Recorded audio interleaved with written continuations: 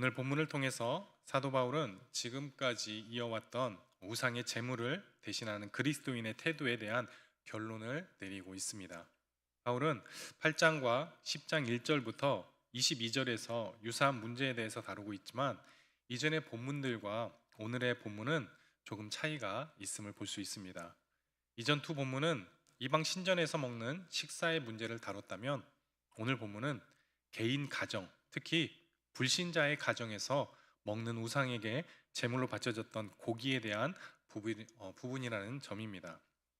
이전의 두 본문과 오늘의 본문은 상황적인 면에서 약간의 차이를 두고 있지만 이 모든 말씀의 결론은 그리스도인의 처신, 즉 행동이라는 측면에서 같은 지향점을 갖고 있다라고 할 수도 있겠습니다.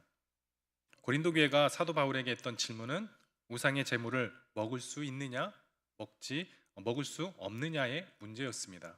그런데 사도 바울은 이 문제에 대해서 OX의 정답을 말하지 않고 있습니다. 먹을 수 있지만 먹으면 안 되는 경우가 있고 도리어 그것이 죄가 될 때가 있다는 것을 말씀해 주고 있습니다. 본래 우상은 인간의 상상에서 나온 것이기 때문에 존재하지 않는 것입니다. 그러므로 우상의 제물은 우리가 무시하고 먹을 수 있는 것입니다. 그러나 이런 행위가 믿음이 연약한 다른 성도들의 신앙을 무너지게 만든다면 그것이 바로 죄가 된다라는 것입니다. 그리고 우상의 제단에 들어가서 우상 숭배 의식에 동참하고 먹는 것 또한 죄가 된다라고 말씀했습니다. 오늘 본문은 8장에서부터 다뤄졌던 우상에게 바쳤던 제물에 대한 바울의 결론 부분이라고 말씀을 드렸습니다. 여기서 바울은 앞서 말씀드린 것처럼 우상의 제물을 먹어야 되느냐 먹지 말아야 되느냐로 결론을 내리지 않습니다. 오히려 그리스도인의 행동 기준에 대해서 말하고 있습니다. 그것은 옳은 행동도 죄가 될 수 있기에 항상 조심해서 신중하게 행동하며 살아야 한다는 것을 말씀하고 있는데 그에 대해서 본문 23절 말씀을 보도록 하겠습니다. 시작. 모든 것이 가하나 모든 것이 유익한 것은 아니요 모든 것이 가하나 모든 것이 덕을 세우는 것은 아니니. 아멘. 여기에 모든 것이 가하나라는 이 표현이 두 번 반복되어 있습니다. 원문의 뜻은 모든 일에서 자유롭다라는 뜻을 가지고 있습니다. 그러니까 그리스도인의 자유에 대해 말씀하고 있는 것입니다. 하지만 이것은 죄를 지을 수 있는 자유가 아닙니다. 무엇이든 옳다고 생각하는 것을 얼마든지 행동으로 옮길 수 있는 그런 자유가 있다는 것을 말씀하고 있는 겁니다. 그런데 모든 것이 가하나라고 말씀하고 난 뒤에 알르, 즉 그러나라는 단어가 추가되어 있습니다. 우리말 성경에는 생략되어 있지만 원문은 이 단어 역시 두 번 반복되어 사용되고 있는데 그러나를 첨부해서 읽어보면 이렇습니다. 모든 것이 가하나 그러나 모든 것이 유익한 것은 아니요 모든 것이 가하나 그러나 모든 것이 덕을 세우는 것은 아니니라고 해석할 수 있습니다. 이 말씀은 그리스도인들에게 자유가 있지만 그 자유를 교회의 유익과 덕을 위해서 스스로 제한해야 함을 이야기하고 있습니다. 그리스도인의 자유는 세상 사람들이 생각하는 자유와는 조금 차이점이 있습니다. 세상 사람들의 자유는 자신의 욕망을 충족하는 일에만 급급합니다. 그러기에 기준도 없고 경계 또한 없습니다. 더욱이 타인은 안중에도 없습니다. 하지만 그에 반해서 우리 그리스도인들에게 부여된 자유는 명확한 전제와 목적이 있습니다. 그것은 공동체를 아름답게 세워나가며 타인에게 유익을 끼쳐야 한다는 점에서 다른 것입니다. 그를 위해서라면 내 유익을 포기하는 자유까지도 포함된 것이 바로 우리 그리스도인의 자유라는 것입니다. 이것을 24절에서 이렇게 말씀하고 있습니다. 누구든지 자기의 유익을 구하지 말고 남의 유익을 구하라. 아멘. 여기서 바울은 누구든지라고 말하는데 모든 사람이 이런 행동의 원칙을 가지고 살아야 한다는 것을 말씀하고 있는 겁니다. 어떤 원칙입니까? 자기의 유익을 구하지 않고 남의 유익을 구하는 행동 원칙을 말하는 것입니다. 아직 연약한 다른 성도들의 영적 상태를 고려하며 자기의 유익을 포기할 줄 알아야 한다라는 것을 말씀해주고 있습니다. 이렇게 말하는 이유는 우리는 그리스도이신 예수님, 하나님이신 예수님의 신적 권리를 포기하심으로 인하여서 죄와 사망의 굴레에서 벗어나 영생의 자유를 얻게 된 사람들이기 때문이라는 것입니다. 그러므로 주님의 뜻을 위해서 내 유익을 포기하는 삶은 오히려 주 안에서 우리 그리스도인들에게 부여된 참 자유를 경험하게 하는 통로가 되는 것입니다.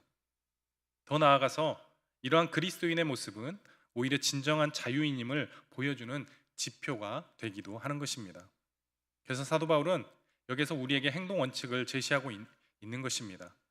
그것은 어떤 말과 행동을 하든지 항상 이것이 정말 모두에게 유익한 것인가, 또한 모두에게 덕이 되는 것인가, 혹시라도 상처를 받고 시험에 드는 사람이 없는가를 먼저 생각할 줄 알아야 한다라고 말씀하고 있는 것입니다. 그러므로 성숙한 신앙인은 자신의 마음대로, 자신의 소견대로 하는데 있지 않고 자신의 자유를 교회의 유익과 교회의 덕을 위하여서 제한할 줄 아는 데 있는 것입니다.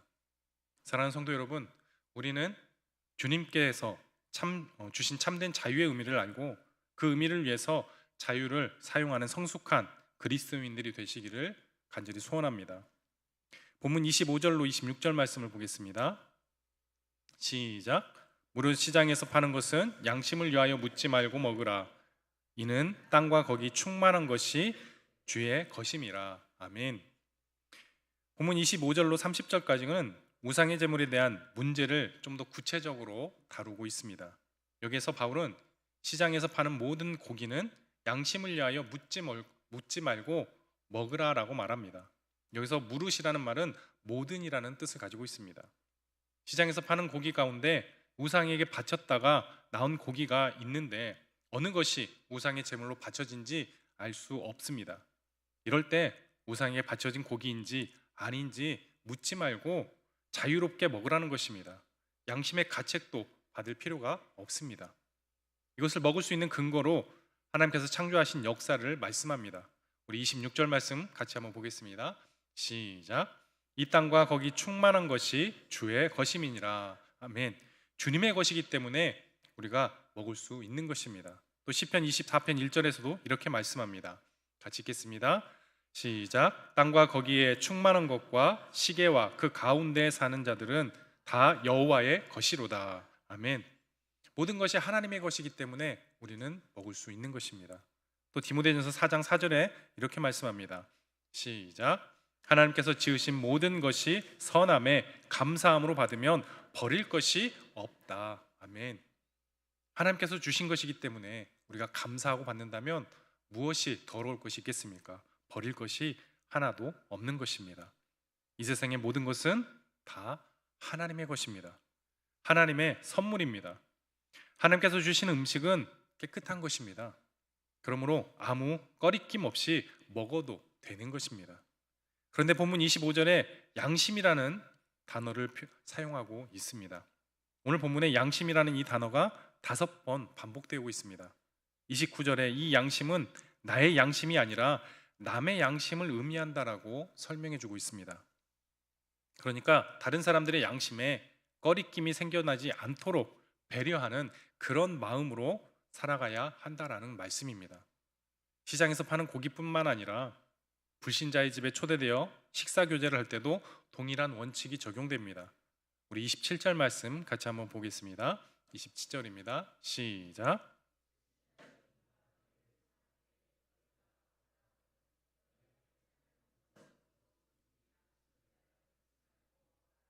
아멘. 자유롭게 식사를 하라고 합니다. 너희 앞에 차려놓은 것은 무엇이든지 양심을 위하여 묻지 말고 먹어라 라고 말씀합니다. 여기에도 양심을 위하여라고 말씀하는데 나의 양심 문제가 아니라 다른 사람의 양심 문제 때문에 이렇게 하라는 것이라고 말씀해 주고 있습니다. 29절 말씀을 보겠습니다.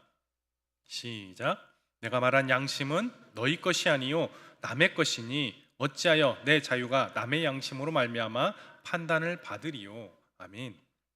사도 바울은 지금까지 말한 양심이 나의 양심이 아니라 남의 양심, 다른 사람의 양심이라는 것을 밝히고 있습니다.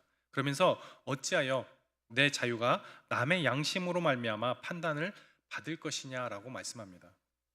나는 나의 신앙의 양심으로 떳떳하게 생각하고 행동하였는데 이것 때문에 다른 사람들에게 판단을 받는 그런 결과가 나타날 수 있다라는 것을 말하고 있는 것입니다. 그러니까 어떤 사람들은 나의 행동 때문에 충격을 받고 상처를 받아서 시험에 빠질 수도 있다라는 것입니다. 그런데 이렇게 시험에 빠지는 걸로 그냥 끝나지 않으며 이 일로 인하여서 결국 나를 판단하게 된다라는 것이죠. 저 사람은 목사도 아니야. 저 사람은 장로도 아니야. 저 사람은 참된 그리스도인이 아니야. 이렇게 비난하고 판단하게 된다라는 것입니다. 정말 교회가 해야 할 일에 목숨을 걸어야 하는데 이렇게 우상에게 바쳐진 고기를 먹느냐 마느냐 같은 이러한 문제로 목숨을 거는 그런 어리석은 삶을 살면 안 된다는 것을 말씀해 주고 있는 것입니다. 결국 이런 삶을 계속 살다 보면 어떤 사람이 될까요? 32절의 말씀처럼 하나님의 교회에서 거치는 자, 즉 걸림돌이 되는 것입니다. 모든 사람이 존경하고 좋아하는 사람이 아니라 모든 사람이 비난하고 싫어하는 사람이 되고 만다라는 것입니다. 이는 틀린 행동을 했기 때문이 아닙니다. 남을 배려하는 사랑이 없는 그런 행동을 했기 때문이라는 겁니다. 그러나 똑같은 음식도 상황에 따라서 먹을 수도 있고 먹지 말아야 할 때도 있다라고 말씀합니다. 우리 28절 말씀을 보겠습니다. 시작. 누가 너희에게 이것이 재물이라 말하거든 알게 한 자와 그 양심을 위하여 먹지 말라. 아멘. 누가 이것을 우상의 재물이라고 말하면, 즉 우상에게 재물로 바쳐졌던 고기라고 말하면 알게 한 자와 그 양심을 위하여 먹지 말라고 말씀하고 있습니다. 왜냐하면 그 사실을 알려준 사람이 믿음이 약한 그리스도인일 수 있기 때문입니다. 이 말씀을 메시지 성경을 통해서 보게 되면 이렇게 번역하고 있습니다. 우리 같이 한번 읽어보도록 하겠습니다. 시작. 여러분을 초대한 사람이 일부러 이것과 저것은 우상에게 바친 음식입니다 라고 말해주거든 그 음식은 먹지 않는 것이 좋습니다. 여러분은 그 음식이 어디에서 왔든 개의치 않겠지만 여러분을 초대한 사람은 그렇지 않습니다. 아멘. 다시 말해서 아직도 우상에 바쳐진 고기를 먹어도 될지 안 될지 고민하는 연약한 그리스도인이 상처를 받거나 실족할 수 있기 때문이라고 말하고 있는 것입니다. 결국 그리스도인에게 있어 가장 중요한 행동 원칙은 타인의 유익에 따라 행동하는 것임을 강조하는 말씀인 것입니다. 우리 30절 말씀 보겠습니다. 시작. 만일 내가 감사함으로 자녀하면 어찌하여 내가 감사하는 것에 대하여 비방을 받으리요. 아멘. 만약 우리가 정말 이 모든 것이 하나님의 것이며 우리에게 은혜로 주신 것임을 믿고 감사함으로 참여한다면 그 어떤 사람도 나의 이런 행동 때문에 비방하는 사람은 없을 것이다 라고 말씀하고 있는 것입니다. 지금 고린도 교회 성도들이 정말 원했던 답이 무엇일까요? 아마 사도 바울에게 이런 질문을 했을 때 둘 중에 하나가 정답이라고 답해 주길 기다렸을 것입니다. 고기를 먹어도 된다고 생각한 사람은 먹어도 된다는 답을 듣고 싶었을 것이고 절대 먹으면 안 된다고 생각한 사람들은 먹지 말라는 그런 대답을 듣고 싶어 했을 것입니다. 지금 우리도 이런 대답을 듣고 싶어 할 때가 많이 있습니다. 내가 맞는지 아니면 저 사람이 맞는지 이처럼 내가 맞고 저 사람이 틀렸다는 것을 확인받고 싶어 할 때가 우리는 종종 있다는 것입니다. 그래서 목사님께 내 편을 들어줄 것인지 저 사람의 편을 들어줄 것인지 선택하라는 식의 질문을 던지기도 합니다.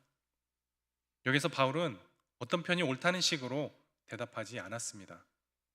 다만 다른 사람들의 양심에 상처를 주지 않도록 세심하게 배려하는 태도를 갖고 행동한 것을 말씀해주고 있는 것입니다. 나의 양심에만 떳떳하면 되는 문제가 아니라 믿음이 연약한 사람, 다른 사람들의 양심도 건드리지 않는 그런 삶을 살아야 한다는 것을 우리에게 말씀해주고 있는 것입니다. 오늘 우리가 이런 삶을 회복할 수 있기를 소원합니다. 이렇게 살아가면 다른 사람들이 나를 오해하고 판단하는 일이 적어질 줄로 믿습니다. 오히려 모든 사람이 편안하게 다가와서 함께 사역하고 싶은 그런 사람이 될 줄로 믿습니다. 우리 모두 이런 삶을 회복하여서 교회 공동체로가 서로 존중하고 배려하는 행복한 공동체를 만들어 가기를 간절히 소원합니다. 사랑하는 성도 여러분, 우리 그리스도인들에게 이런 사려 깊은 모습, 타인의 유익을 먼저 고려하는 이러한 모습이 욕천되는 까닭이 무엇일까요? 먼저 첫 번째 이유가 본문 31절에 나와 있습니다. 우리 31절 말씀 같이 한번 보겠습니다. 시작. 그런즉 너희가 먹든지 마시든지 무엇을 하든지 다 하나님의 영광을 위하여 하라. 아멘. 먹고 마시는 문제뿐만 아니라 우리 그리스도인의 일상이 곧 하나님의 영광과 관련돼 있기 때문이라는 겁니다. 그리스도인의 삶은 그리스도이신 예수님의 모습을 세상에 투영해주는 일종의 화면이라고 생각합니다. 세상 사람들은 우리 그리스도인들의 모습을 통해서 우리가 믿고 따르는 주님의 형상을 떠올리며 구체화시켜 나가는 것입니다. 우리 그리스도인의 삶은 우리만의 삶이 절대 아니라는 것입니다. 하나님의 존재와 영광과 직결되는 삶이라는 것을 기억하시기 바랍니다. 우리 그리스도인들에게 사려 깊은 타인의 유익을 먼저 고려하는 모습이 요천되는 두 번째 이유가 본문 32절로 33절에 나와 있습니다. 우리 함께 보도록 하겠습니다. 시작.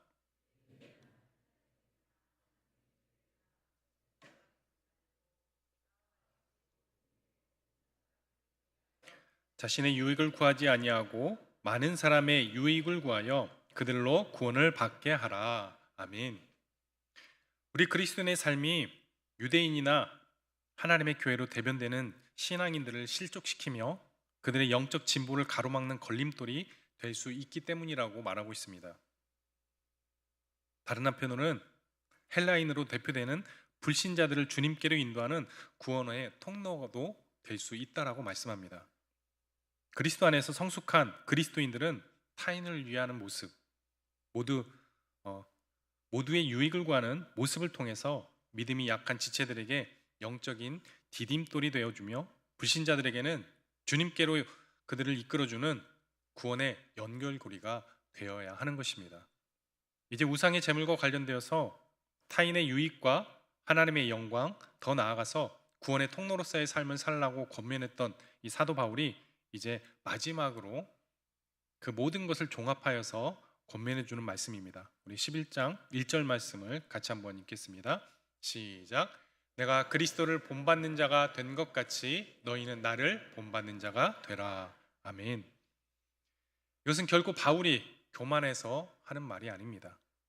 잘 아시는 것처럼 사도 바울의 삶은 한마디로 예수님을 본받는 삶이라고 말해도 과언이 아닙니다.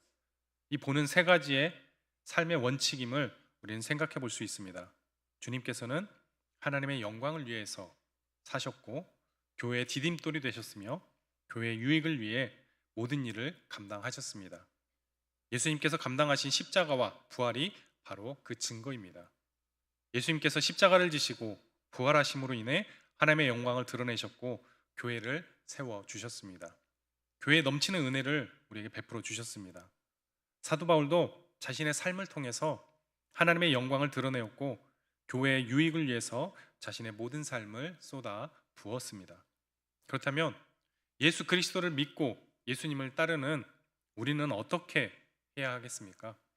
우리가 항상 어떤 행동을 할 때 이 세 가지를 기억했으면 좋겠습니다. 첫째는 이 일을 할 때 하나님의 영광을 위하는 일인가? 하나님의 영광과 어떤 관계가 있는가를 생각하는 것이고, 둘째는 이 일이 교회에 거치는 돌이 아니고 디딤돌이 될까라는 것입니다. 또 세 번째는 이 일을 했을 때 교회 공동체에 유익을 주는가 아니면 교회 공동체에 큰 고통을 주는가, 자신의 유익인가 교회의 유익인가. 이 세 가지 원칙을 가지고 행할 때 때때로 자신의 자유를 제한할 줄 알아야 한다는 것입니다. 이런 사람이 진정 성숙한 그리스도인이라고 생각이 되어집니다. 우리는 우리의 모든 삶이 하나님의 영광을 위하고 교회의 디딤돌이 되고 교회의 유익이 되도록 해야 할 것입니다. 성령님께서는 우리를 이런 길로 인도해 주십니다. 이런 원칙에 합당하지 않다면 그것이 자기에게 유익이 된다고 하더라도 우리는 하지 말아야 하겠습니다. 요즘 사람들은 자기 유익만을 위해서 살아가고 있습니다. 교회에서 무엇을 하는 것도 그 근본으로 가보면 자신의 유익을 위해서 하는 경우가 종종 있음을 우리는 보게 됩니다. 진정으로 하나님의 영광을 위해 한다면 교회의 유익을 생각해야 하는데, 말로는 하나님의 영광을 말하는데 실제로는 자신의 유익만을 위해서 하는 경우가 있다라는 것입니다. 하나님의 영광과 교회의 유익은 따로 서 있는 것이 아닙니다. 하나님의 영광과 교회의 유익은 함께 서 있다는 것을 기억해야 할 것입니다. 이러한 삶을 살아간다면 모든 사람에게 거치는 사람이 되지 않고 모든 일에 모든 사람을 기쁘게 하는 사람이 될 수 있을 것이며, 또한 나 때문에 더욱 하나님의 나라가 확장되는 역사가 일어나게 될 줄로 믿습니다. 사랑하는 성도 여러분, 예수 그리스도 안에서 주어지는 자유를 자유롭게 선용하시되 나보다 타인의 유익을 위해서, 교회의 유익을 위해서 먼저 생각할 수 있기를 바랍니다. 그로 인해서 하나님의 영광을 드러내시는 우리 봉동중앙교회 성도님들이 다 되시기를 간절히 소원합니다. 또한 우리의 언어와 행동과 삶을 통해서 많은 사람이 유익을 얻고 모든 불편한 관계가 사라지고 함께 편하게 사역하는 행복한 공동체를 세워가는 우리 봉동중앙교회 성도님들이 다 되시기를 주님의 이름으로 간절히 축복합니다. 우리 함께 찬양하시면서 결단의 기도를 하도록 하겠습니다.